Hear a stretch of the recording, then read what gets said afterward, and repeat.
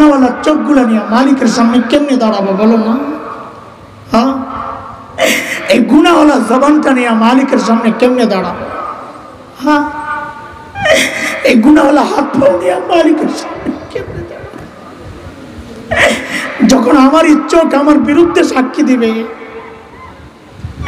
যখন আমার কান আমার বিরুদ্ধে সাক্ষী দিবে, আমার হাত পাও আমার বিরুদ্ধে সাক্ষী দিবে, কোন ভরসা এবং নিশ্চিন্ত জীবন যাপন করছি? আরে আবু বকরের মতো মানুষ জান্নাতের গ্যারান্টি পাওয়া।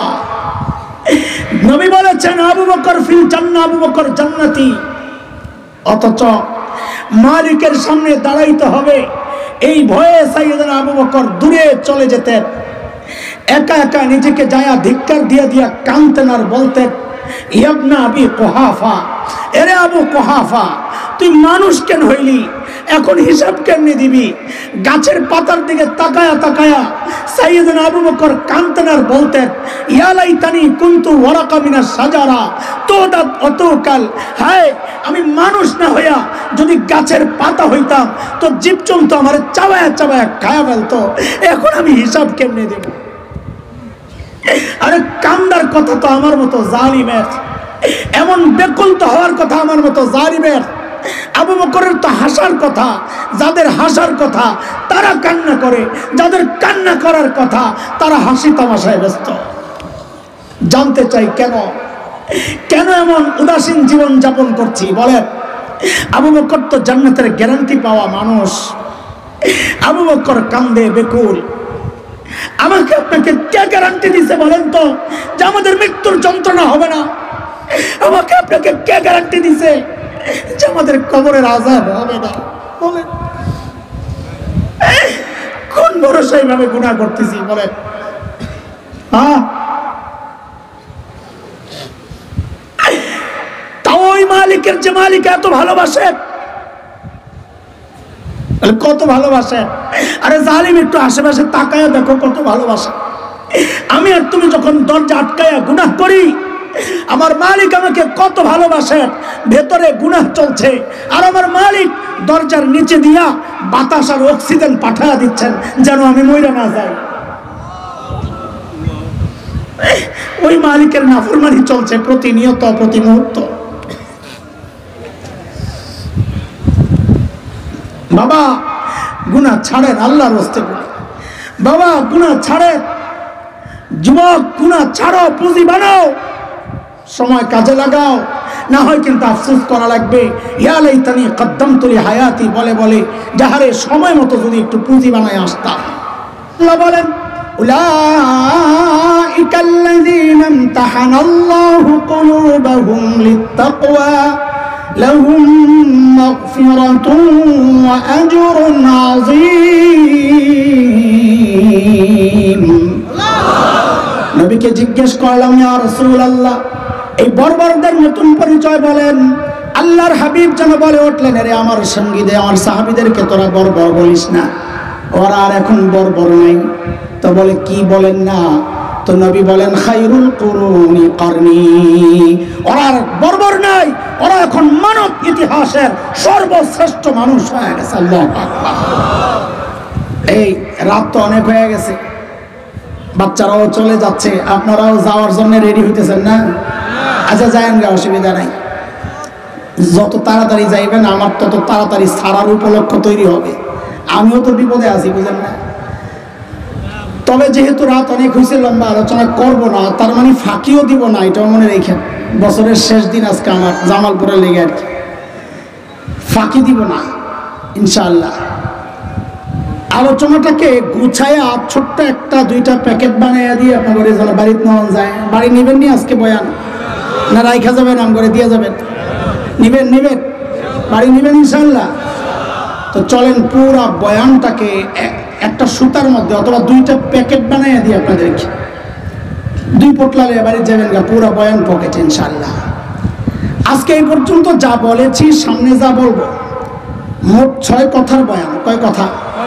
এই মাদ্রাসার ছাত্ররা জবাব দাও, পড়া না পারলে কিন্তু মুরগি বানাই দেবো। আমার কিন্তু অভ্যাস খারাপ আছে, মনোযোগ দিয়ে ধরো আর মুখস্থ করো। বলেন আজকে পুরা বয়ান কয় কথা?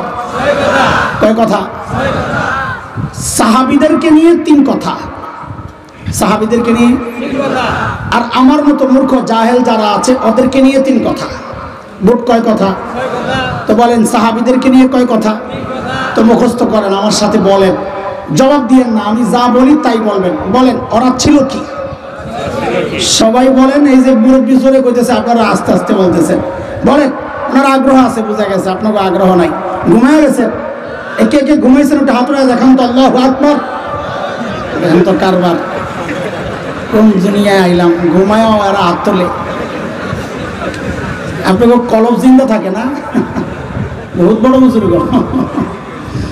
আচ্ছা ঠিক আছে, মনোযোগ পরীক্ষা করলাম। বলেন সাহাবীদেরকে নিয়ে কয় কথা? হ্যাঁ 3 কথা। বলেন ওরা ছিল কি? অবাক হওয়ার মতো একটা ভাব নিয়ে বলেন, হইল কি? আবার আবার, ওরা ছিল কি? হইল কি? মাঝখানে ঢুকলো কি? কথাটা বুঝেন তো বলতে মজা লাগবে। ওরা ছিল কি? ছিল মানব ইতিহাসের সবচাইতে জঘন্য আর খারাপ মানুষ। বলে আপনি এই কথা কোত্থেকে বলেন সাহাবীদেরকে? বলে হ্যাঁ, কারণ আল্লাহ ওদেরকে ঠিক করার জন্যে সর্বশ্রেষ্ঠ রসুল পাঠাইছেন। বোঝা গেল রসুল যেহেতু, ডাক্তার যেহেতু সবচাইতে বড়, বোঝা গেল যাদেরকে চিকিৎসার জন্য পাঠানো হয়েছিল ওরা রোগীও ছিল সবচাইতে বড়। কথা ঠিক? তো বলেন ওরা ছিল কি? অবাক হওয়ার মতো বলেন, হইল কি? ছিল কি? ছিল জাহেল, মূর্খ।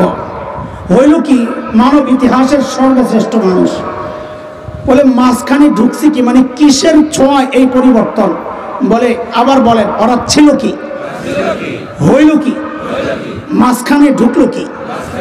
তো এবার বুঝেন, ছিল সবচেয়ে খারাপ, হইল সবচেয়ে ভালো, মাঝখানে কি ঢুকার কারণে? কোরআন আল কারীম। বলেন মাঝখানে কে ঢুকছে? কিসের ছোঁয়ায় এই পরিবর্তন? কিসের ছোঁয়ায়? বলেন আবার, কয় কথার বয়ান? সাহাবীদেরকে নিয়ে কয় কথা? 1 নাম্বার ওরা ছিল কি? 2 নাম্বার অবাক হওয়ার ভাব নিয়ে বলবেন, হইল কি? মাঝখানে ঢুকলো কি? তো বুঝছেন তো, এটারে 1 প্যাকেট বানায় পকেটে লোক, আবার খুললা এটারে বুঝাম, আরেক প্যাকেট করি। আমার মতো জাহেলকে নিয়ে কয় কথা? সেটা কি? দেখেন, যেই কোরআন ধইরা সাহাবায়ে কেরাম মূর্খতা ছাড়লেন, পাপাচার ছাড়লেন, আমরা সেই পাপাচারকে ধরলাম। সাহাবায়ে কেরাম যে কোরআন ধরে সর্বশ্রেষ্ঠ হয়ে গেলেন, আমরা সেই কোরআনকে ছাড়লাম। ছাড়ছি কিনা? এটা আমাদের জন্য গর্বের কাজ হয়েছে না আফসোসের কাজ? তাহলে এবার আমাদের 3 কথা বলে ফেলেন। বলেন ধরলাম কি? আফসোসের সুরে বলবেন ছাড়লাম কি? আবার ধরলাম কি? ছাড়লাম কি? এবার আমার দিকে তাকায় যে মুনাজাতের মতো হাত ওঠান, এরকম হাত ওঠান, ওটাই এবার কপালে একটা জোরে বাড়ি মারেন। আপনার লাগবে না, আপনি লেখেন, কপালে একটা জোরে বাড়ি মারেন। আহারে করলাম কি? আহারেটা হয় নাই, কলিজার ভিতর থেকে আহারে বের করতে হবে। আপনার আহের আওয়াজ বোঝা যাবে আপনি দুঃখটা কত পাইছেন, কষ্টটা কত পাইছেন, আওয়াজ থেকে বোঝা যাওয়া লাগবে। বলেন আবার, ধরলাম কি? ছাড়লাম কি? আহারে করলাম কি? এইবার হয়েছে। ধরছি কি? পাপাচার। ছাড়ছি কি? কোরআন। আফসোস না গর্ব? কথা কয় না। আহারে করলাম কি? কয় কথার বয়ান আজকে? সাহাবীদেরকে নিয়ে কয় কথা? ধরলাম কি? ছাড়লাম কি? শাবাশ। ওরা ছিল কি? হইল কি? মাঝখানে আমাদেরকে নিয়ে কয় কথা? ধরলাম কি? ছাড়লাম কি? আরে করলাম। মনে থাকবো নি? কথা কয় না। মাহফিল শেষে জিজ্ঞেস করুন, যদি না পারস তাহলে 5 মিনিট মুরগি বানায় দাঁড় করায় রাখো। ঠিক আছে ইনশাল্লাহ। চলেন দেখবেন, এই যে আমি আমার কথার চারদিকে ব্রেকেট দিয়ে দিচ্ছি, এবার কথার এদিক সেদিক যাওয়ার কোনো সুযোগ নাই। সারা দুনিয়া আপনাদের ইরান তুরানের কাহিনী শোনাবো না। দেখবেন ইনশাআল্লাহ এই 6 কথার ভেতরে আমি ঘুরতেছি, এর বাইরে যাওয়ার সুযোগ নেই। তাহলে আপনাদের জন্য কত সহজ করে দিলাম ইনশাআল্লাহ। কেন? কারণ বয়ানের উদ্দেশ্য তো খালি সময় পাস করা না। বয়ানের উদ্দেশ্য হয় আপনাদের মাথা ওয়াশ করা হবে অথবা কলব ওয়াশ করা হবে। কলব ওয়াশ যেটা, এটার নাম দিছি আমি ওয়াজ, আর ব্রেনেরটার নাম দিছি ওয়াশ। তো আমাদের বয়ান কখনো ওয়াজ হয়, কখনো ওয়াশ হয়। এই আগে ওয়াশ করতে পারতাম না, ওয়াশ করতে গেলে কয় হুজুর এটা জঙ্গি, এটা রাজনীতির আলাপ করে। এখন বাড়িছে, এখন একবারে শুরু করছি। ওই দিন একজনে বলতেছে হুজুর একটু রয়ে শোয়া বলেন, আপনারা যেমনি একবারে শুরু করছেন আমাকে বাইরে একটা কিচ্ছা শোনেন। তার একটা গল্প শোনাইছে। কি গল্প? এক মহিলা ভিক্ষা করে, অনেক কষ্ট করে পয়সা টয়সা যা কামায়, একবার চোরে লইয়া গেছে, বেটি খুব কষ্ট পাইছে। এরপরের থেকে ভিক্ষা করে একটু কারো আওয়াজ পাইলে খালি কয় কেরে, সারাদিন খালি কেড়ে কেড়ে করে, কেউ ধাক্কা খালি কয় কেড়ে কেড়ে, ওই ভিক্ষার পয়সা নিয়ে জায়গা সারাদিন কেড়ে কেড়ে করতে করতে এটা তার মাথায় সেটিং হয়ে গেছে। এখন রাত্রে ঘুমায়ও খালি কেড়ে কেড়ে করে। ওই যে বাসের যারা হেল্পারি করে না, বাসের মধ্যে বাইরে আর খালি বলে ওস্তাদ বামে প্লাস্টিক। হ্যাঁ, রাতে যখন ঘুমায় বউয়ের সাথে, ওর বউর পিছনে থাপড়ায় আর কয় ওস্তাদ বামে প্লাস্টিক। অভ্যাস হয়ে গেছে। তো ওই বুড়ি সারাদিন যে কেড়ে কেড়ে করছে না, রাতে ঘুমায়ও খালি এমন করে কেড়ে কেড়ে। ঘরে আইছে চোর আয়া নাকের ডাক শুনে মনে করছে ঘুমায়, দুই পাও আগায়, যেই কেড়ে কয় তো 4 পায়ে পয়সায়, তা আবার নাকের ডাক শুনে আবার আগায়, তা আবার যেই কেড়ে কয় আবার দৌড়তে। এই খেলা চলতেছে। চোরে কয় এইভাবে চুরি করতাম না, কেড়ে কইলে আমার কলিজাটা কেমন কেমন করে। তো চোর করছে কি, একটা কাপড়ে বইটা বুড়ির মুখের মধ্যে ঢুকাইছে আস্তে আস্তে। এমন কেড়ের আওয়াজ আর আসে না, কিন্তু কেড়ে তো ভিতর থেকে বাড়িতেছে, প্রোডাকশন তো বন্ধ নাই। আইতে আইতে আইতে আইতে জায়গা মতো আয়া আটকাইছে সবটি। চোর যাওয়ার সময় কাপড় টান দিয়া দৌড় মারছে, আর সব কেড়ে একবারে বাইরে। এমন বুড়ি কয় তা আমরা একবারে কেন শুরু করছি? 16 বছর কথা বলতে দেননি তো। এই 16 বছরের কথা জমতে জমতে জমতে জমতে हम সব একবারই বাড়িব। কথা বলেন ঠিক কিনা? 16 বছরের কথা বুড়ির মতো একবারে কেড়ে করে বাড়িব। সহ্য হইলে থাকো, নেমে যায় কান্দ, কিছু করার নাই। আল্লাহ আল্লাহ।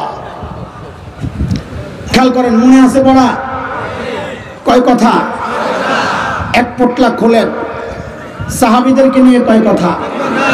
ওরা ছিল কি, হইল কি, মাঝখানে একজন সাহাবীর ছোট্ট একটা গল্প দিয়ে আপনাদেরকে এই কথাটার ব্যাখ্যা দিতে চাই। কি মানুষ কোরআনের ছোঁয়ায় কি হয়ে গেল, যে মানুষগুলো একটা পয়সার জন্য মানুষ খুন করত, আজকে নবীর আদর্শে কোরআনের ছোঁয়ায় সেই মানুষগুলো কি সোনার মানুষ হয়ে গেছে।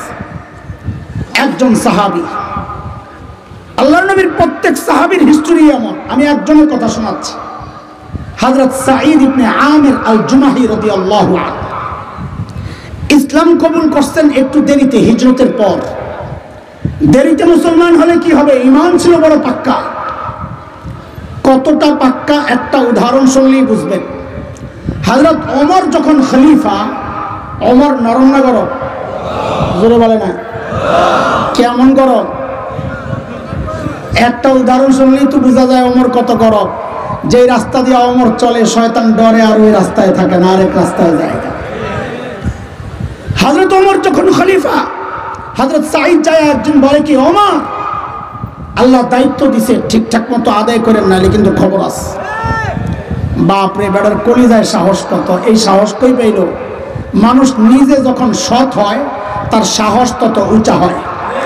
নিজের মধ্যে 2 নম্বরই থাকলে কথা বলবে মিনমিন মিনমিন করে, আর তেলের দাম বাড়াইবো, ডিব্বা খালি করে লাই কথা বলার সময়।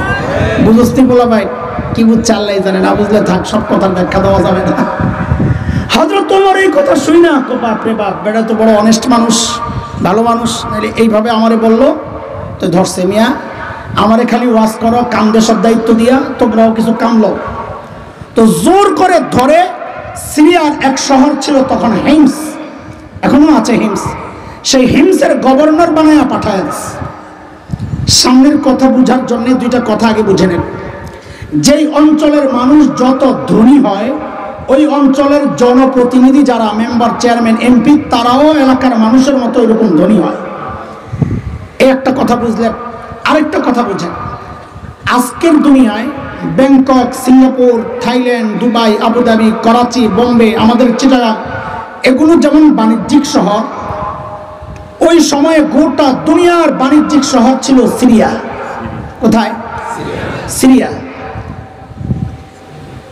সেই সিরিয়ার গভর্নর, হিমসের গভর্নর, বলেন তো ধনী হওয়ার কথা না গরিব হওয়ার কথা? যদি বলেন কেমন ধনী, আমি শব্দটা বলি, পরে আবার জিজ্ঞেস করলে আপনারা এইটা দিয়েই জবাব দিবেন। সময়ের সেরা ধনী। বলেন কেমন ধনী হওয়ার কথা? যেমন এখন যদি বলা হয় আবুধাবির প্রধান, তা আমরা বুঝি সে সময়ের সেরা ধনী। ব্রুনাইয়ের প্রধান, হ্যাঁ সিঙ্গাপুরের প্রধান, এইরকম এগুলো বললেই আমরা বুঝি এখন সে সময়ের সেরা ধনী। তা হিমসের গভর্নর হযরত সাঈদ ইবনে আমির আল জুমাহি সময়ের কি হওয়ার কথা? সময়ের সেরা। পরিবর্তন দেখেন, পরিবর্তন। কাদের কথা শোনাচ্ছি? যারা 1 পয়সার জন্য মানুষ খুন করত তাদের কথা শোনাচ্ছি। হিমস থেকে এক দল আসছে হযরত ওমরের সাথে সাক্ষাৎ করার জন্য। সাইয়েদনা ওমর তাদের সাথে কথাবার্তা বলার পর বললেন, একটা কাজ করো, তোমরা হিমসের গরিবদের একটা লিস্ট দাও, আমি আমার রাষ্ট্রীয় কোষাগার বাইতুল মাল থেকে ওদের জন্য কিছু বরাদ্দ দিয়ে দিই। হিমসের লোকেরা সুযোগ পাইছে, পায়া লিস্ট একটা করছে, বড় সড়ো গরিবের লিস্ট নিয়ে হযরত ওমরের কাছে জমা দিয়েছেন। ফুকারা ও হিমস, হিমসের গরিবদের লিস্ট। আল্লাহ, হযরত ওমর লিস্ট পায়া অবাক হয়ে তাকায় আছে, এই কি অবস্থা? কেন? কারণ হযরত ওমর দেখেন যে সেই গরিবদের লিস্টের শুরুর দিকে হিমসের গভর্নর সাঈদ ইবনে আমির আল জুমাহির নাম। সাথে সাথেই জানতে চাইলেন, আমিরুকুম ফাকিরুকুম, কি ব্যাপার তোমাদের গভর্নর বুঝি গরিব মানুষ?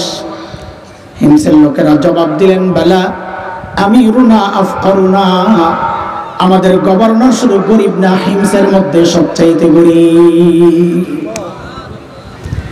হযরত ওমর এই কথা শুনে এতটা খুশি হয়েছেন যে আমার অধীনস্থ এমন সৎ একজন কর্মকর্তা পাওয়া গেল।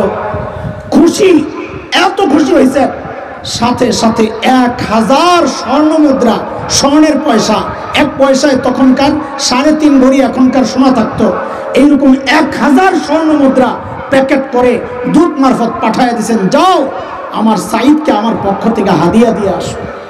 কত পরিমাণ যদি বলেন? 1000 স্বর্ণ মুদ্রা, মানে 3500 সমান স্বর্ণ ভরি। বুঝেন এবার কত কেজি? দূত যখন হিমসে পৌঁছে হযরত সাঈদের কাছে প্যাকেট পেশ করছে হাদিয়া। আল্লাহু আকবার। হযরত সাঈদ প্যাকেটটা খুলে যখন দেখলেন এই বিশাল অঙ্কের হাদিয়া তার জন্য, তিনি সাথে সাথে প্যাকেটটাকে ছুঁড়ে মেরে চিৎকার দিয়ে বলে উঠলেন, ইন্না লিল্লাহি ওয়া ইন্না ইলাইহি রাজিউন। কি পড়ছেন? জোরে বলেন। হাদিয়া পাইলে ইন্না লিল্লাহ পড়ার কথা না আলহামদুলিল্লাহ পড়ার কথা? আপনারা কি করতেন জানি না, আমি তো পোটলাটা লইয়া ঘরের ভিতরে যায় 4টা লাভ দিতাম খুশিয়ে, আর বউ আর নিজে মিললে আলহামদুলিল্লাহ খতম পড়া শুরু করতাম। আমি তো হাসান জামিল, গল্প তো শোনাইতেছি সাহাবীর। এমন ভাবে ইন্না লিল্লাহ পড়ছেন, বউ ভেতর থেকে ডরায় গেছে। আল্লাহ, মদিনা থেকে দূত আসছে, না জানি কোন দুঃসংবাদ নিয়ে এসে আল্লাহই জানে। সাথে সাথে বিবি জানতে চাইলেন, আকুতিলা উমর ইবনুল খাত্তাব, কি ব্যাপার সাইয়েদনা ওমর বুঝি শহীদ হয়ে গেছেন? মদিনার থেকে এই খবর আসছে। হযরত সাঈদ বলেন, না, ওমর শহীদ হয় নাই, বরং ঘটনা তার চেয়েও মারাত্মক। তার চেয়েও? বউ তো আরো ভয় পেয়ে গেছে, কিরে ওমরের হত্যার চেয়েও মারাত্মক কিছু? আবার জানতে চাইলেন, আকুতিলাল মুসলিমুনা ফি মারিকা, তাইলে কি কোনো যুদ্ধে মুসলমান ব্যাপকভাবে শহীদ হয়ে গেল কিনা? হযরত সাঈদ বলেন, না না, ঘটনা তাও না, বরং তার চেয়েও মারাত্মক। বউ মনে মনে বলে, কাম হইছে, তাইলে আমার জামাইয়ের কল্যাণীতে পাঠাইছে। আরে বলেন না, কেন ইন্না লিল্লাহ বললেন? আল্লাহ, হযরত সাঈদের ছোট্ট একটা বক্তব্য কিয়ামত পর্যন্ত উম্মতে মুসলিমা নসিহত গ্রহণের জন্য এই একটা নসিহতের বাক্যই যথেষ্ট। কি বললেন খেয়াল করেন, কেন ইন্না লিল্লাহ বললেন? হযরত সাঈদের জবাব, উদখিলাত আলাইয়া দুনিয়া লিতুফসিদা আখিরাতি। আরে আমার ঘরে দুনিয়া ঢুকায়া দেওয়া হয়েছে আমার আখিরাতকে বরবাদ করার জন্য। ছিল কি হইল কি?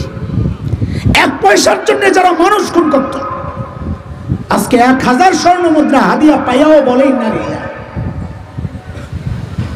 সাথে সাথে বউরে বললেন, আমি চাই মদিনার দূত আমার ঘরে থাকতে থাকতে এই 1000 স্বর্ণ মুদ্রা তুমি হিমসের গরিবদের মধ্যে বিলাইয়া দিয়া দিবে।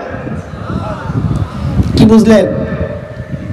শাসক যদি দিনদার হয়, শাসকের মধ্যে যদি দিন থাকে, দিন, নিজের বরাদ্দের টাকাটাও জনগণকে বিলাইয়া দিয়া দেয়। আর শাসকের মধ্যে যদি দিন না থাকে, জনগণের বরাদ্দের টাকা মাইরা বিদেশ যায় বাড়ি বানায়। কথা বলছে, এই হচ্ছে পার্থক্য। বউ এই কথা শুই না, এই তো আর হাসান জামিলের বউ না। আপনাকে ওটা কইলাম না, আপনাকে এলাকার ছাইরা এখনো যাই নাই, কোন বিপদে পড়ি, আমারটার উপরে দিয়েই যাক। আমার বউরে যদি কইতাম সব দিয়া লাও, বাপরে বাপ, একটা ভেসকি যে মারলো না, কয় কি সব দিয়া লাই।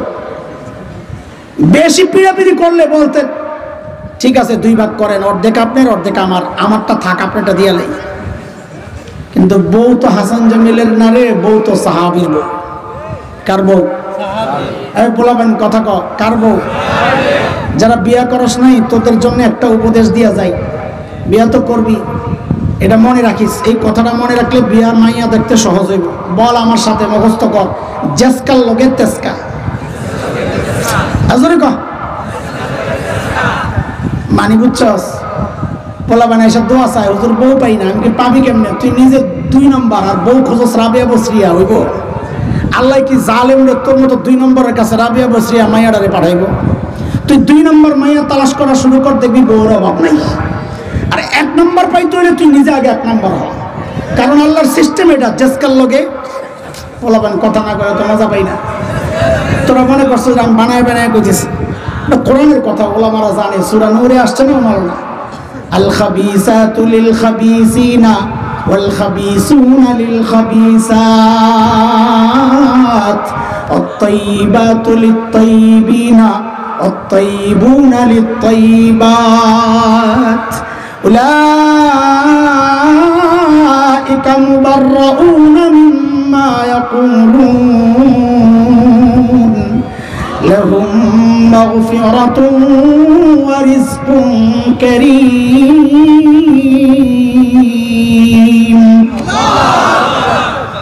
এই আয়াতের সংক্ষেপ তর্জমা যদি হুজুর করে জিজ্ঞাস তো এটাই কইব, জেসকার লগে তেসকা, শুটকির লগে বেগুন, শুটকির লগে বেগুন। সুবহানাল্লাহ। আল্লাহর নবীর সাহাবী যেমন আল্লাহ বউ তো মিলাইছে ওরকম। বউকে বলার সাথে সাথে বউ নিয়া হিমসের গরিবদের মধ্যে সব বিলাইয়া দিয়া দিস। দুধ জামাই বউরে কথাবার্তা শুই না অবাক হয়ে রয়েছে, কিরে কই আসলাম, এরা মানুষ না ফেরেশতা? দ্রুত চলে গেছেন মদিনায়।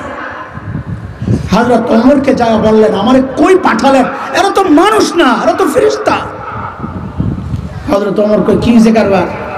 বলে এই কারবার। এখন হযরত ওমরের কতটা খুশি লাগে।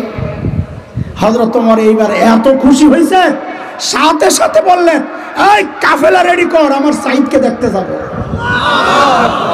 এটা তো সহজ কথা না। এটা বর্তমান সময় না যে ট্রাভেলসে ফোন দিছেন, মোবাইলের টিকিট পাঠাইয়া দিছে, প্লেনের নাম্বার দেখাইছেন, বোর্ডিং পাস দিয়ে দিছে, প্লেন উঠে গেছেন না। এত সোজা না। শত শত মাইল দূরে সফরের জন্য অনেক প্রস্তুতি দরকার।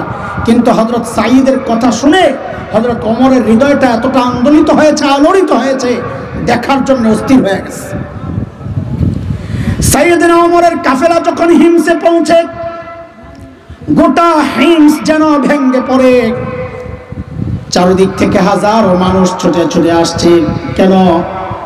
আহারে মদিনা থেকে আল্লাহর নবীর শ্রেষ্ঠ সাহাবী ওমর আসতেছেন, আমাদের আমিরুল মুমিনিন ওমর আসতেছেন এক নজর দেখার জন্য।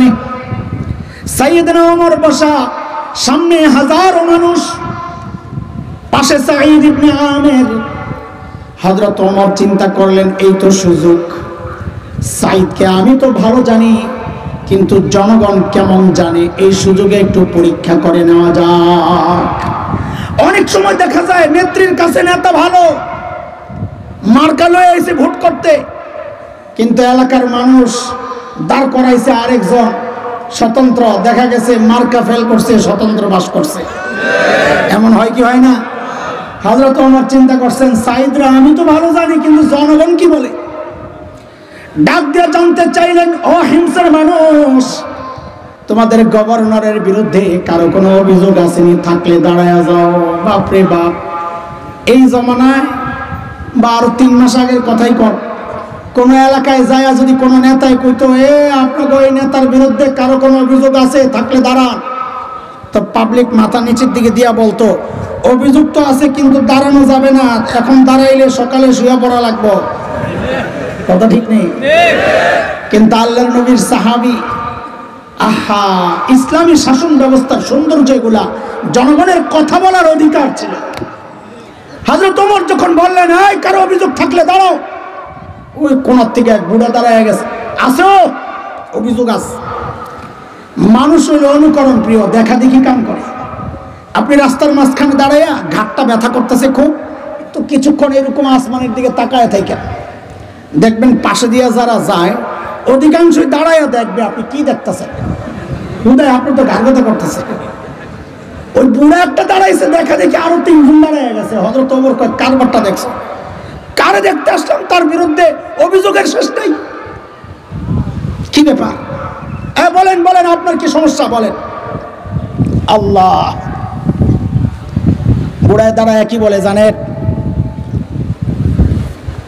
আমিরুল মুমিনিন, আমার অভিযোগ হইল আমাদের গভর্নর মাসে একদিন অফিসে আসে না। মাসে কয়দিন? সুবহানাল্লাহ, আমরা তো সপ্তাহে ছুটি কাটাই 2 দিন, আবার পূজার বন্ধ, নেতার জন্মদিন, মরার দিন, দেশে আসার দিন, দেশ থেকে বিদায়ের দিন, আরো কত দিন যে বেরিয়েবো আমরা। আমরা পোলাবাইন দেখবো বউ সারা দিবস একটা বেরিয়েছে, নাই তো আর দিবস একটা দেওয়া লাগবো তো। আল্লাহ, ইসলামী শাসন ব্যবস্থায় জনগণের অভিযোগ, নেতা একদিন মাসে অফিসে আসে না। কদিন? হযরত ওমর তার রাগ হয়ে গেছে, সাইদ জবাব দাও, কেন তুমি মাসে একদিন অফিসে আসো না? আহা, আসামির কাঠগড়ায় আল্লাহর নবীর সাহাবী হিমসের গভর্নর কি হওয়ার কথা ছিল? সময়ের সেরা ধনী। বলেন কি হওয়ার কথা? সবাই বলেন তো কি হওয়ার কথা? এখন আসামির কাঠগড়ায় দাঁড়ায়া জবাব দিচ্ছেন কেন মাসে একদিন অফিসে আসে না। বলেন কি আমিরুল মুমিনিন, আপনি তো জানেন আমি গরিব মানুষ, এই যে আমার গায়ে 2 টুকরা কাপড় দেখছেন, একটা লুঙ্গির মতো করে পরা, আরেকটা চাদরের মতো করে জড়ানো। আমিরুল মুমিনিন, আমার না এই 2 টুকরা কাপড় ছাড়া আর কোনো কাপড় নাই। আরে একদিন অফিসে কেন শোনা? বলে 1 মাস পড়তে পড়তে দুর্গন্ধ হয়ে যায়, নিজেরও কষ্ট হয়, আমার কাছে যারা আসে ওদেরও কষ্ট হয়, তাই মাসে একবার উপরেরটা ধুয়ে দেই, শুকায়া গেলে নিচে পরি, নিচেরটা ধুয়ে দেই, শুকায়া গেলে উপরে জড়াই। আমিরুল মুমিনিন, এই কাজটা করতে করতে বেলা একটু উপরে উঠে যায়, আমি আসি অফিসে, উনি হয়তো সকাল সকাল এসে আমাকে না পেয়ে ভেবেছেন আমি আসি না, আমি আসি একটু দেরি হয়। হযরত ওমর তো বুঝছেন অভিযোগের ধরন, তারপরও যেহেতু দাঁড় করাইছে, বলেন 2 নাম্বার আপনার কি সমস্যা বলেন। ও বাপরে, 2 নম্বর জনের অভিযোগ তো আরো মারাত্মক। কি বলে জানেন? আমিরুল মুমিনিন, আমাদের গভর্নরের দিনে তো পাই, রাতে আর পাই না। কি ডিউটি লইছে, হ্যাঁ রাতেও সময় দেওয়া লাগবে। তাও হযরত ওমর রাগ হয়ে গেছে, সাইদ জবাব দাও, জনগণ তোমাকে রাতে কেন পায় না? কই যাও, কি করো? আল্লাহ, কাদের কথা শোনাচ্ছি? যারা বগলের তলে করে মূর্তি নিয়ে যাইতো যেন পূজা মিস না হয়, সেই মানুষগুলো কোরআনের ছোঁয়ায় নবীর আদর্শে নিজের জীবনটা কি করছেন খেয়াল করেন। দাঁড়াইছেন, কেন রাতে পাওয়া যায় না? হযরত সাঈদ জবাব দেন, আমিরুল মুমিনিন, কাসসামতু হায়াতি বাইনা রাব্বি ওয়া বাইনা ইবাদি। আমিরুল মুমিনিন, জীবনটারে 2টা ভাগ করছি, একটা ভাগ আর রাতটা আমি আমার মালিককে সময় দেই, দিনটা মালিকের বান্দাদেরকে সময় দেই। আহা, ছিল কি হইল কি? আমরা তো ব্যস্ত মানুষ, কত কাজ আমাদের, ব্যবসা আছে, বাণিজ্য আছে, চাকরি আছে, সংসার আছে, রাজনীতি আছে, মালিককে টাইম দেওয়ার সময় কোথায়? মালিককে টাইম দেওয়ার সময় কোথায়? এরা জালিম, আমি আর তুমি ছাড়া দুনিয়ার সব মালিককে টাইম দেয়। ওই একটা গাছের দিকে তাকা, দেখো না, কি মনে হয় গাছটা বুঝি এমনি দাঁড়ায় আছে? না না না, ওই গাছটাও দাঁড়ায়া দাঁড়ায়া মালিকের তাসবিহ পড়ে। যে কুকুরটাকে নিকৃষ্ট প্রাণী মনে করে তাড়ায়া দেই, ওই কুকুরটাও রুকুর হালতে মালিকের তাসবিহ পড়ে। যে পোকামাকড় গুলোরে পায়ে তলে মেরে ফেলি, ওই পোকামাকড় গুলো সেজদার হালতে মালিকের তাসবিহ পড়ে। পড়ি না কেবল আমি আর তুমি, আমাদের হাতে সময় নাই। অথচ এই হায়াতের একটা ভাগ ফেসবুক কিন্তু ঠিকই পায়, এই হায়াতের একটা ভাগ ইউটিউব কিন্তু ঠিকই পায়, এই হায়াতের একটা ভাগ খেলোয়াড়, গায়ক গায়িকা, নায়ক নায়িকা ঠিকই পায়। আহারে পায় না কেবল আমার মালিক। মালিককে টাইম দেওয়ার সময় আমার হাতে নাই। সময় বন্ধু একদিন আসবে, আসবে একদিন, কসম আল্লাহ, সেদিন চিৎকার করে শুধু কাঁদতে হবে আর বলতে হবে, ইয়া লাইতানি কদ্দামতু লিহায়াতি। আহারে যদি একটু পুঁজি বানায় আসতাম আজকে, তাইলে আর বিপদে পড়া লাগে না। পুঁজি লাগবে, পুঁজি, পুঁজি। ও বাবা, পুঁজি লাগবে, যুবক, পুঁজি লাগবে। পুঁজি ছাড়া মালিকের সামনে দাঁড়ানো যাবে না। পুঁজির একটা ছোট্ট গল্প শোনায় আমরা আমাদের যে মূল কথায় আমরা চলে আসবো ইনশাআল্লাহ। গত 2 বছর আগের কথা। আমার মাদ্রাসার এক শিক্ষক একদিন আমার অফিসে তার মোবাইলে আমাকে একটা ভিডিও দেখাচ্ছেন, ভাই আসেন একটা ভিডিও দেখাই। কোন এক আরব টেলিভিশন, আরবি টেলিভিশনের একটা প্রোগ্রাম, সাক্ষাৎকার প্রোগ্রাম। একজন একটা ছোট্ট বাচ্চার সাক্ষাৎকার নিচ্ছে। বাচ্চাটার বয়স বড় জোর 13-14 হবে। উপস্থাপক বাচ্চাটাকে জিজ্ঞেস করছে, আচ্ছা, বাচ্চাটা অন্ধ, অন্ধ, চোখগুলো ভেতরের দিকে দাবানো, আমরা আরবিতে বলি মাতফুফুল আইন, গর্তের মতো। উপস্থাপক বাচ্চাটাকে জিজ্ঞেস করছে, আচ্ছা, তোমার যে 2টা চোখ নাই, তুমি কি আল্লাহর কাছে এই নেয়ামতটা ফেরত চাও? বাচ্চাটার ভাবলেশহীন জবাব, না না, আমি এই নেয়ামত ফেরত চাই না। আমি তো অবাক হয়ে গেছি, কিরে বোকা নাকি, বলে কি এই নেয়ামত ফেরত চাই না মানে কি? আমি তো ভিডিও দেখে অবাক হয়েছি, কিন্তু যিনি সামনাসামনি প্রশ্ন করতেছিলেন তিনি তো আরো অনেক বেশি অবাক হওয়ার কথা, তাই না? তো তিনি অনেক বেশি অবাক হয়ে জানতে চাইলেন, লিমাজা, আরে কেন তুমি এই নেয়ামত ফেরত চাও না? এটা কেমন কথা? আল্লাহু আকবার। বাচ্চাটার জবাবটা শুই না আমি বুঝছি, আরে বোকা তো না, বোকা তো আমি, বোকা তো আমি। ছোট্ট বাচ্চা, তার চিন্তা কত উঁচা, কত পবিত্র দেখেন। ওকে যখন জিজ্ঞেস করা হলো, এই নেয়ামত তুমি ফেরত চাও? বলে না, চাই না। বলে কেন চাও না? ও দেখেন কি পুঁজি বানাইছে। বলে কেন চাও না? কি বলে জানেন? বলে চাই না এই জন্যে, হাসরের মাঠে যখন ডাক পড়বে, যখন ডাক পড়বে, সবাই যাবে, আমলনামা আল্লাহকে দেখাবে। যখন আমার ডাক পড়বে, আসো হিসাব দাও, আমি দুনিয়ায় এই নিয়ামতটা এই জন্যে চাই নাই, সেদিন যেন আমি আমার মালিকের সামনে নত জানু হয়ে বলতে পারি, ও আমার মালিক, ও আমার মালিক, দুনিয়ায় তো তুমি আমার এই নিয়ামতটা দাও নাই, ওগো মালিক, ওই উসিলায় আজকে আমার আযাবটা একটু কমায়া দেওয়া যায় না। আমি কাঁদতেছিলাম ঠিক উল্টা চিন্তা করে। ঠিক উল্টা চিন্তা মানে কি? যে ঠিক উল্টা প্রশ্নটাই যদি আমার মালিক আমাকে করেন, আমি যখন হিসাব দিতে আমার মালিকের সামনে দাঁড়াবো, তো আমার মালিক যদি আমাকে জিজ্ঞেস করেন, হেরে হাসান জামিল, তোকে তো এই চোখের নিয়ামতটা দিছিলাম, তুই তো এই নিয়ামত ভোগও করছস, এখন আযাবটার একটু বাড়াইয়া দেই, তো আমি কি জবাব দিব? তোকে তো এই জবানের নিয়ামত দিছিলাম, তুই তো ভোগও করছস, এখন আযাবটা একটু বাড়াইয়া দেই, তো আমি কি জবাব দিব? হেরে যুবক, তুমি কি জবাব দিবা? বাবা কি জবাব দিবেন? কার কি নিয়ামত আছে, কার কি পুঁজি আছে, কোন পুঁজির ভরসায় এমন নিশ্চিন্ত জীবন যাপন করছেন বলেন আমাকে। হ্যাঁ আছে তো আছে, পুঁজি তো অবশ্যই আছে, নাই যে তা না, পুঁজি আছে, গুনার পুঁজি, গুনাহ, গুনাহ, গুনার গুনাহ, গুনার গুনাহ, এত গুনাহ, এত গুনাহ যে আমি ভুলে গেছি আমার একজন মালিক আছে। এমন গুনাহ করি আমরা ভুলে গেছি আমাদের আখিরাত আছে। ও ভাই, ও যুবক, আল্লাহর রাস্তে বলি গুনাহ ছাড়ো।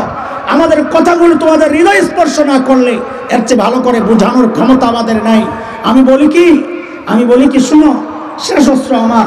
আমি বলি কি, তোমরা আমার সামনে আসো, যুবক আমার সামনে আসো, আমার সামনে আসো, আইসা তোমাদের পাওগুলো আমার সামনে মেলে দাও।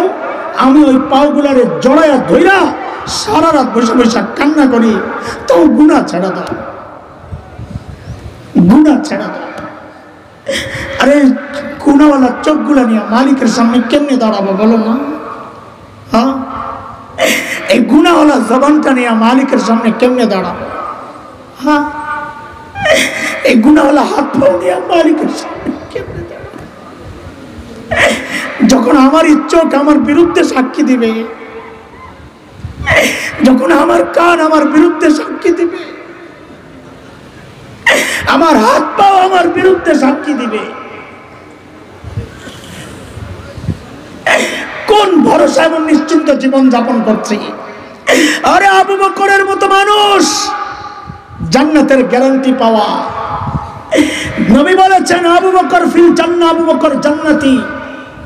অথচ মালিকের সামনে দাঁড়াইতে হবে এই ভয়ে সাইয়েদনা আবু বকর দূরে চলে যেতেন, একা একা নিজেকে যায়া ধিক্কার দিয়া দিয়া কাঁদতেন আর বলতেন, ইবনা আবি কুহাফা, এরে আবু কুহাফা, তুই মানুষ কেন হইলি? এখন হিসাব কেমনে দিবি? গাছের পাতার দিকে তাকায়া তাকায়া সাইয়েদনা আবু বকর কাঁদতেন আর বলতেন, ইয়া লাইতানি কুনতু ওয়ারাকা মিনাশ শাজারা তুদাত অতকাল, হায় আমি মানুষ না হইয়া যদি গাছের পাতা হইতাম তো জীবজন্তু আমার চাবায়া চাবায়া খায়া ফেলতো, এখন আমি হিসাব কেমনে দেব? আরে কান্দার কথা তো আমার মতো জালিমের, এমন বেকুল তো হওয়ার কথা আমার মতো জালিমের। আবু বকরের তো হাসার কথা, যাদের হাসার কথা তারা কান্না করে, যাদের কান্না করার কথা তারা হাসি তামাশায় ব্যস্ত। জানতে চাই কেন এমন উদাসীন জীবন যাপন করছি বলেন? আবু বকর তো জান্নাতের গ্যারান্টি পাওয়া মানুষ। আবু বকর কান্দে বেকুল। আমাকে আপনাকে কে গ্যারান্টি দিছে বলেন তো যে আমাদের মৃত্যুর যন্ত্রণা হবে না? আমাকে আপনাকে কে গ্যারান্টি দিছে যে আমাদের কবরের আযাব হবে না? বলেন, কোন ভরসায় ভাবে গুনাহ করতেছি বলেন? হ্যাঁ, তাও ওই মালিকের যে মালিক এত ভালোবাসে, কত ভালোবাসে। আরে জালিম একটু আশেপাশে তাকায়া দেখো কত ভালোবাসে। আমি আর তুমি যখন দরজা আটকায়া গুনাহ করি, আমার মালিক আমাকে কত ভালোবাসে। ভেতরে গুনাহ চলছে আর আমার মালিক দরজার নিচে দিয়া বাতাস আর অক্সিজেন পাঠায়া দিচ্ছেন যেন আমি মইরা না যাই। ওই মালিকের নাফরমানি চলছে প্রতিনিয়ত, প্রতি মুহূর্ত।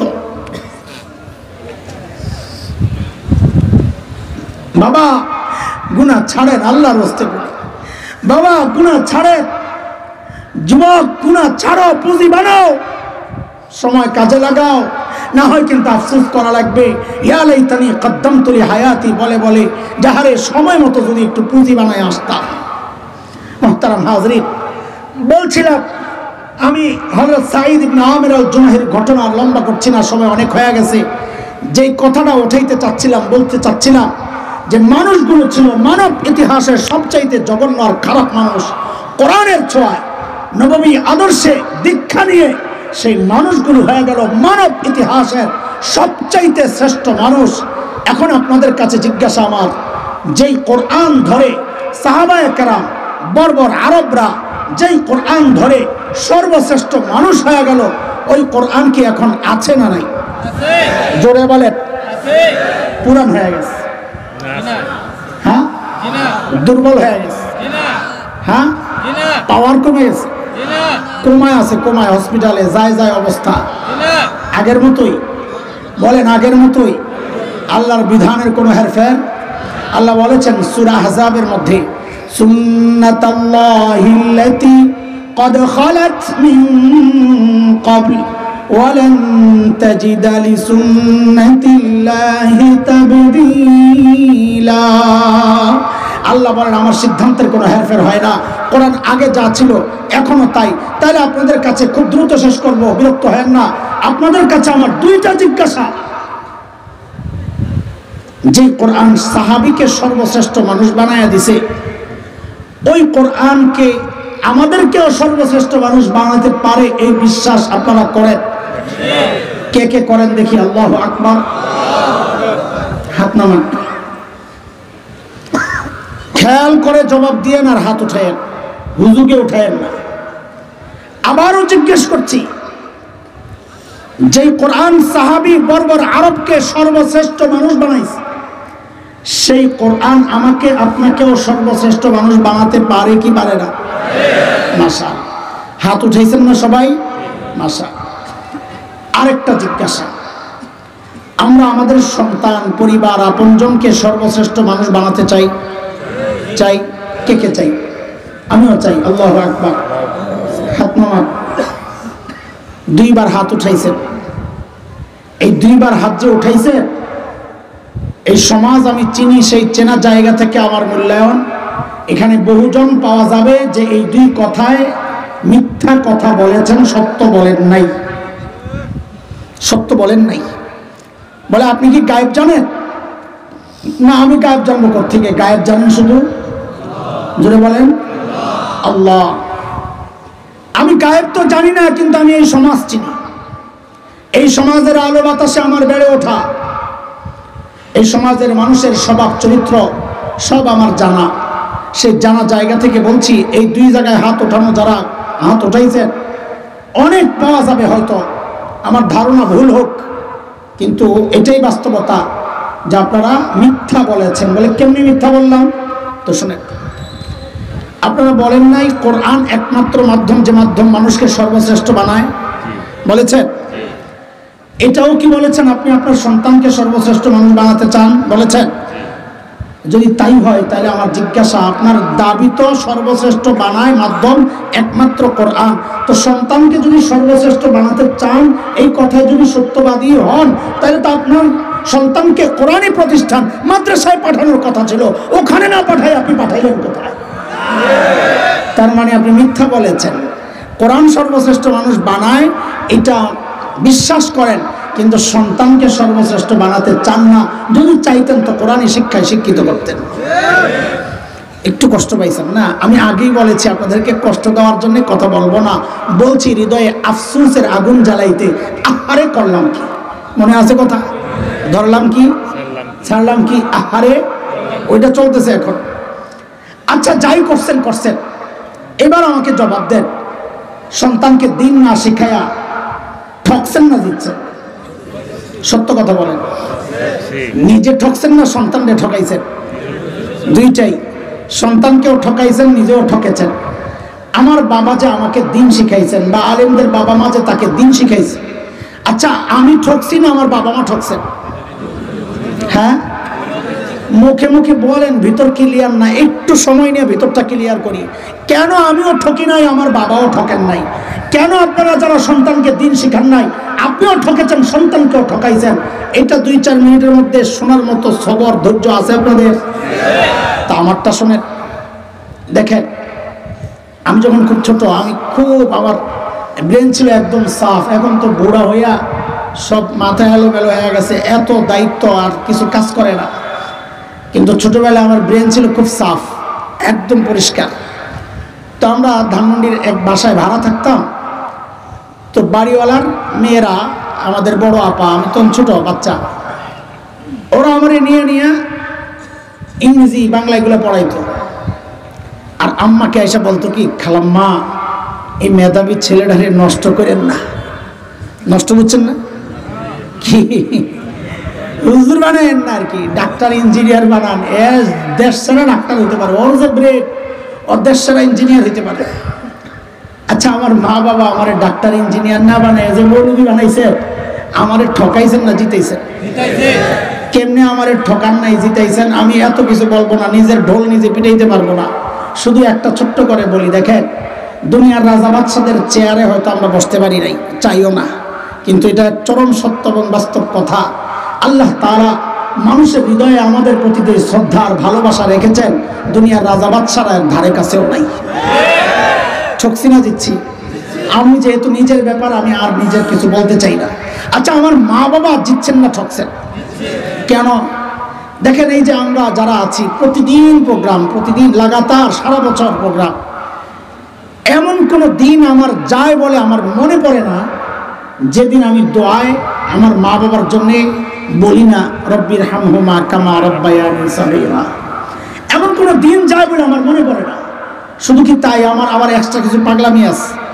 মাঝে মধ্যেই হুট করে দৌড় মারি, গ্রামের বাড়ি কুমিল্লায়, ওখানে মা বাবাকে আমাদের গ্রামের যেখানে বাড়ি ওখানে মাদ্রাসা আছে, মাদ্রাসার পাশে পিছনে ওনাদেরকে একসাথে কবর দিছি। তো মাঝে মধ্যে চলে যাই, মনটা শান্তি লাগে না যখন চলে যাই। যা কি করি জানেন, বাচ্চাদের মতো করি। দুইজন পাশাপাশি শোয়া, তো দুইজনের মাথার মাঝখানে যায় বসি, বসে বসে কিছুক্ষণ তিলাওয়াত করি, একটু উঁচু আওয়াজেই করি। আমি ওই মাসালায় যাব না, মাইয়াত শুনে কি শুনে না, আমি ওদিকে যাব না। আমি এমনি জোরে জোরে পড়ি, পড়া ওঠার সময় শুধু আল্লাহকে বলি, আল্লাহ এই যে তেলাওয়াত করলাম না, মালিক এই মানুষগুলোর ওসিলায় তারা দিন শিখাইছেন, তাই তোমার কালামের তিলাওয়াত করি। ও আল্লাহ, যারা আমাকে কোরআন শিখাইছেন, যারা আমাকে তোমার সাথে পরিচিত করেছেন, আল্লাহ আজকে তারা একা শুয়ে আছে। মালিক, যারা আমাকে তোমার সাথে বিচ্ছিন্ন হইতে দেয় নাই, আল্লাহ তুমিও তোমার রহমত থেকে তাদেরকে বিচ্ছিন্ন করো না। আল্লাহ তোমার আমার মা বাবার কবরগুলোকে জান্নাতের টুকরা বানায় দাও। সন্তান হিসাবে এই যে প্রতিনিয়ত তাদের জন্য দোয়া করছি, তাদের ওসিলায় তেলাওয়াত করতেছি, তারা জিতছেন না ঠকছেন? এবার আসেন আপনারা, কেন আপনারা জিতেন নাই, কেন সন্তানকে ঠকাইছেন? তো শোনেন, উদাহরণ দিলে উদাহরণের শেষ হবে না। ছোট্ট একটা কথা দিয়ে বলি, মৌলবীর কথা না, এটা পত্রিকাওয়ালাদের রিপোর্ট। খুব ছোট্ট কথা কিন্তু অনেক দামি এবং অনেক বিশাল বিস্তৃত এই কথা। সেটা হচ্ছে উচ্চ শিক্ষার হার যত বাড়ছে, উচ্চ শিক্ষা মানে মাদ্রাসা শিক্ষা, আসলে উচ্চ শিক্ষা মানে মাদ্রাসা শিক্ষাই। উচ্চ মানে কোনটা, উপরে না নিচে? মাদ্রাসা শিক্ষা আসছে কোথা থেকে? আসমান থেকে। ঠিক, কোরআন আসছে কোথা থেকে? হ্যাঁ, আসমান থেকে, উপর থেকে, সোজা কথা। তো যে জিনিস উপর থেকে আসছে ওইটা উচ্চ শিক্ষা হবে না, যারা জমিনে তৈরি হয়েছে ওইটা উচ্চ শিক্ষা? আসেন তো ঢুকায়, বললে তো আবার রাগ করেন। থাক, আমি ওই লাইনে কথা আর বলবো না, কিন্তু বুঝছেন এটা।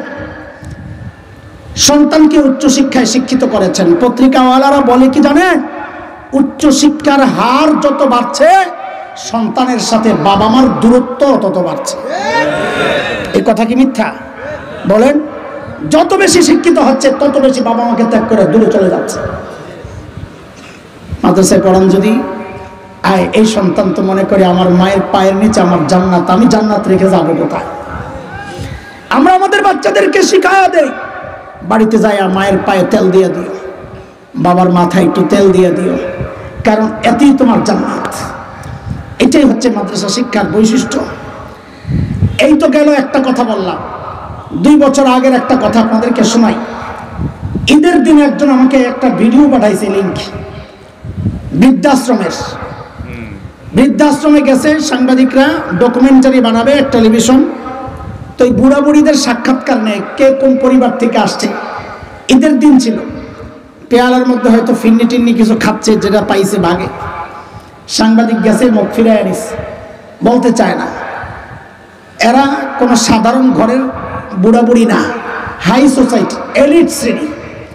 একজন তো পাইলাম জাতিসংঘের বড় কর্মকর্তা ছিল, এখন বৃদ্ধাশ্রমে। তো সাংবাদিক জিজ্ঞেস করতেছে, আপনার ছেলে মেয়ে ইউরোপ আমেরিকায় থাকে, কানাডা অস্ট্রেলিয়ায় থাকে? তারা কাঁদতেছিল, বলতেছিল আর কাঁদতেছিল। বিশ্বাস করেন, আমি তো মানুষ, রক্ত মাংসের মানুষ, আমি তো প্লাস্টিক না। তাদের চোখের পানি দেখে, আবার বুড়া মানুষ, ঈদের দিনের অসহায়ত্ব দেখে আমারও চোখ দিয়ে পানি পড়তেছিল। কিন্তু একটা জিনিস কল্পনা করে গর্বে আমার বুকটা ফুলে যাচ্ছিল, সেটা কি জানেন? যতগুলো বুড়া বুড়ির পরিচয় তারা জানতে চেয়েছে, একজন বুড়িও বলেন নাই আমি হাফেজের মা, একজন বুড়াও বলেন নাই আমি আলেমের বাবা। কোন হাফেজ আলেমের বাবারা বলতে পারে না, মা বলতে পারে না। কথা বলেন ঠিক কিনা? জিতছেন না ঠকছেন? এই তো গেল দুনিয়ার ঠকা, আসল ঠকা তো রয়ে গেছে আখিরাতে। যেই সন্তানের ক্যারিয়ার চিন্তা করে সন্তানকে দিন শিখাইলেন না, ওই সন্তান কিন্তু আখিরাতে আপনার ক্যারিয়ার বরবাদ করে দিবে।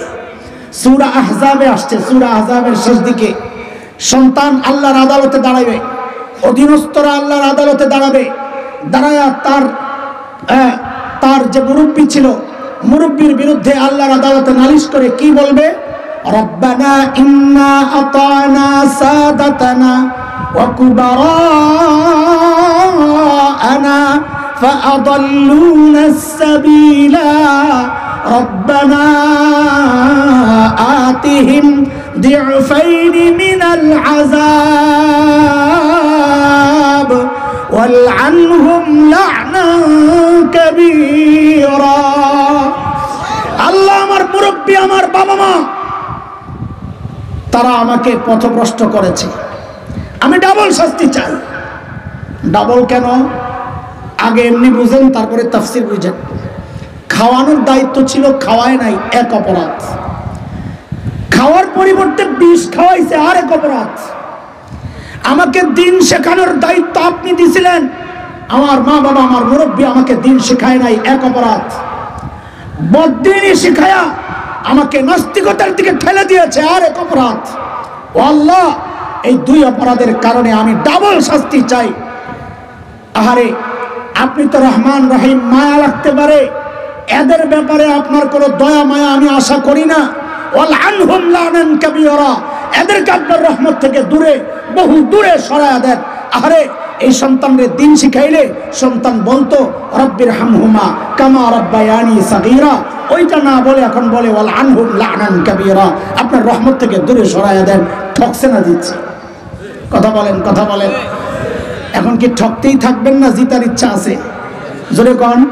তাহলে এই ওলামারা যে আপনাদেরকে ডেকেছেন, জেতানোর জন্যই ডেকেছেন। যদি জেতার ইচ্ছা থাকে 5টা অঙ্গীকার করে মজলিস ছেড়ে চলে যান, আমাদের কোনো আপত্তি নাই। 5টা অঙ্গীকার আমার সাথে করতে রাজি আছি তো ইনশাআল্লাহ? 1 নাম্বার বলেন, শুদ্ধ কোরআন শিখবো ইনশাআল্লাহ। বলেন বলেন, শুদ্ধ কোরআন, খালি কোরআন না। অনেক মুরব্বীরা আছে বলে হুজুর আমাকে পড়া শুদ্ধ, দেখি একটু বলেন তো। তো পড়ে লাইলাফে কুরাইশিন এইলাফিহিম, উনি মনে করছে টাইনে টাইনে পড়ানো আমি বুঝি শুদ্ধ।